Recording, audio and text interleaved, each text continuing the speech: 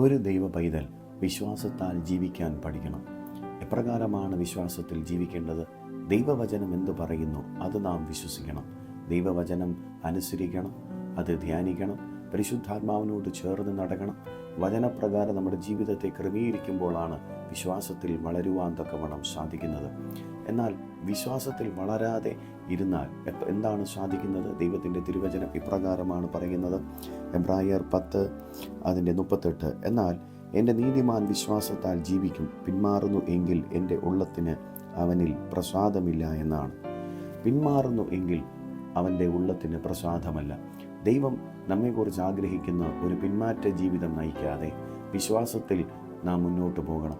ജീവിതത്തിൽ ഒരുപാട് പ്രതികൂലങ്ങളും പ്രതിസന്ധികളൊക്കെ വരും. പക്ഷേ നമ്മൾ കാഴ്ചയാലല്ല ജീവിക്കേണ്ടത്, യേശു ക്രിസ്തുവിലുള്ള വിശ്വാസത്താലും ദൈവവചനത്തിലും ആശ്രയിച്ച് ജീവിപ്പാൻ തക്കവണ്ണം ദൈവം നിങ്ങളെ സഹായിക്കട്ടെ. അതിനായി ഒരുക്കട്ടെ. അതിനായി കർത്താവിൻ്റെ കരത്തിലേക്ക് ഒന്ന് താഴ്ത്തി ഏൽപ്പിക്കാമോ? പരിശുദ്ധാത്മാവിനോട് പറയാമോ? പരിശുദ്ധാത്മാവെ, അങ്ങനെ സഹായിക്കണം, എനിക്ക് വിശ്വാസത്തിൽ ജീവിക്കുവാനായിട്ടുള്ള കൃപ എനിക്ക് നൽകണമെന്ന് ഒരു വാക്ക് പറയാമോ? ഈ പകൽക്കാലം ദൈവത്തിൻ്റെ ആത്മാവ് നിന്നെ സഹായിക്കും. God bless you.